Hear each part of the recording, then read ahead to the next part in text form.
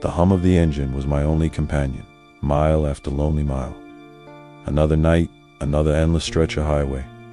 My eyes, heavy with fatigue, scanned the road. It was 2:17 a.m., the kind of hour where the world felt like it was holding its breath. The fog grew thicker, swirling around the headlights like a living, breathing entity. It felt colder than usual tonight. I muttered to myself, a habit of the road. Full moon tonight always brings out the weird ones. A familiar thought, but unsettling. The silence of the cab was suddenly shattered. My radio crackled to life, a harsh burst of static that made me jump. Then, a voice, distorted, unfamiliar, cutting through the noise. It wasn't a trucker, not a dispatcher. Something else. The words were chilling. If you're on Highway 19, turn back. My blood ran cold. What was this? Then, the final two words, whispered like a curse. It's awake. The air in the cab grew heavy, suffocating. I froze, my hands gripping the steering wheel, knuckles white. Every instinct screamed at me to stop, to run. My voice, hoarse with fear, broke the silence. Who is this? Awake? What's awake? I demanded answers from the static. Only static answered. The silence that followed was more chilling than any scream, a void of information. A cold dread settled deep in my gut.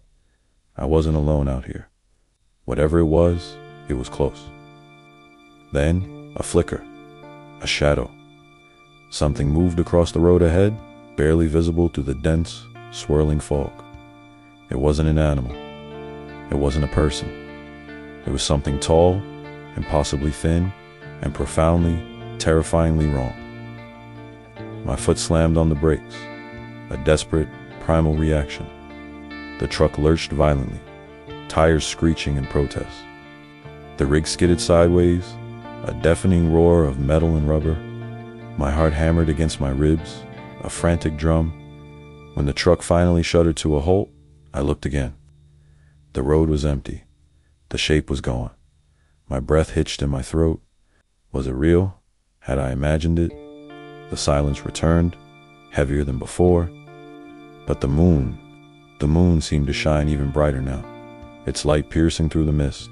As if watching, a cold shiver ran down my spine. I wasn't just alone, I was being watched. And whatever was awake, it was still out there.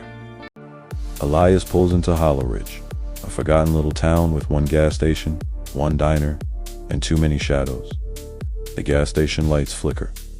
The attendant, an old man with cloudy eyes, steps out. You shouldn't be here, son. Yeah, I got that vibe.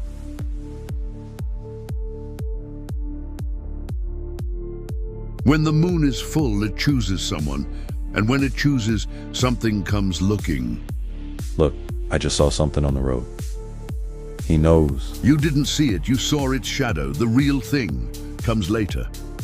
Behind them, a dog starts barking wildly, then whimpering, then silence. The old man locks the door. Get inside, now! Inside the gas station, Elias watches the security monitors, one by one. The cameras go dark, except one. Camera 4. What's out there? A tall, skeletal figure stands at the edge of the parking lot. Its limbs too long, its head tilted like it's listening. The old man whispers, "I found you." Wait, what? The creature moves closer, not walking, not running, just appearing. A few feet nearer each time the monitor flickers. It's getting closer. Elias grabs a wrench. The old man grabs a shotgun. The creature reaches the door. The glass begins to frost over. From the inside, the old man fires. The blast shatters the window, but the creature is already gone. What the hell is that thing? Moonborn a hunter, made of moonlight and shadow. It only comes when the moon chooses someone. And tonight, it chose you. Before Hollow Ridge stood, an ancient tribe believed the moon was alive. A silent watcher, a stern judge, a relentless punisher of the unresolved. Once a generation, its ethereal light would mark a chosen soul. A moonborn would then rise, not to kill, but to drag them into its ethereal glow, into the moonlight, where something unknown awaited on the other side. Elias, haunted by shadows of his past, felt the moon's gaze upon him. He questioned, why me? Why has this fate fallen upon my shoulders? An old man, with eyes that held ancient wisdom, offered a chilling truth. He spoke, the moon does not choose the guilty. Elias, it chooses the unresolved. Elias's mind raced, memories surfacing. A brother abandoned, a broken promise. A deep-seated guilt, never truly confronted, now illuminated by the moon's cold light. The air crackled with an unseen energy as the moonlight pulsed, growing brighter still. Then, the Moonborn returned, no longer hiding in the shadows. Its form, a bending liquid shadow, moved with an unnatural, terrifying grace. A smooth, faceless visage, yet Elias felt its gaze pierce his very soul. The old man, desperate, fired his weapon. A futile, desperate attempt. The creature absorbed the blast, like smoke dissipating into the night. Elias knew he had to run. Panic surged, propelling him forward. The Moonborn followed, a silent, relentless hunter, gliding effortlessly. Outside, a thick fog enveloped the world, swirling like grasping hands.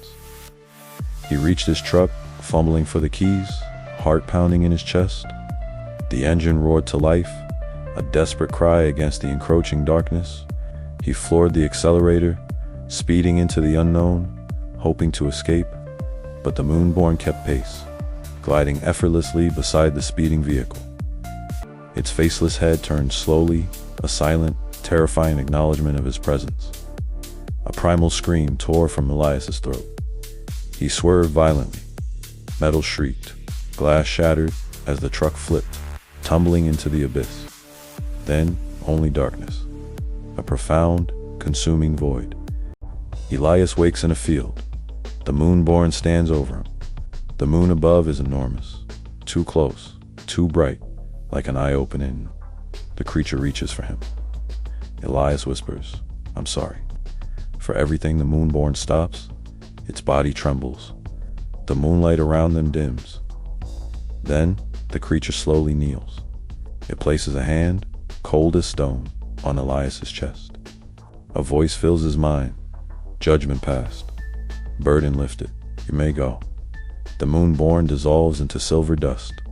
The moon fades back to normal. Elias is alone. Alive. Changed to sinister dreams.